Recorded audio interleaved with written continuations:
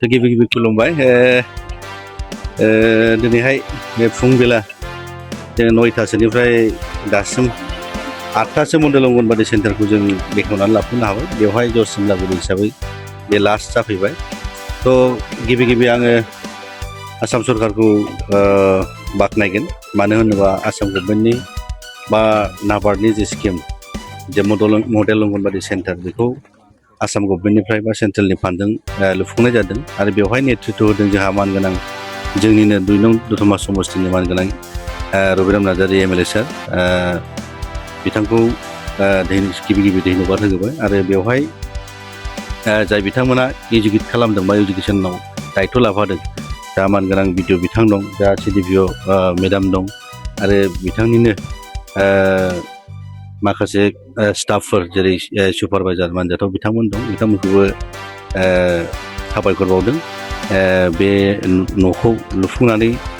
होनायाव बिथांमोननि कन्ट्रिबिउसन दं बेखौ आङो गिबि गिबि बे ओनसोलनि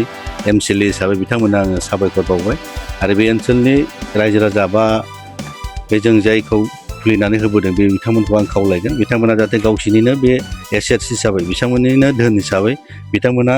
जाहाथे जोथोन लायो आरो जोंनि जे थांखि जे उद्देश्य जे सुबुं सम्पद दानायनि जे थांखि बे निस्सय मोगथां महर मोनो बिनि थाखाय आङो साफ्रोमखौबो खावलायबाय आरो इयुनाव जोङो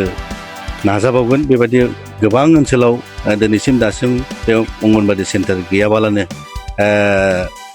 माबेबा क्लाबाव माबेबा सोरनिबा न'आव जोङो क्लास लानो गोनां जागासिनो दं बेखौ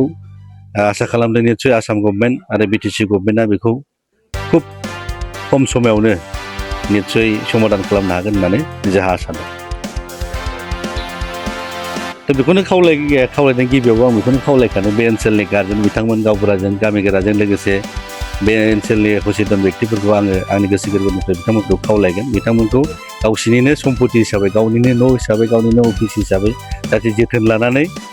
गोबाव सम बेखौ जोंनो नांगौ रोखोमै जों जाहाथे बेब'हार खालामनो हायो बेनि थाखाय आं बयखौबो खावलायबाय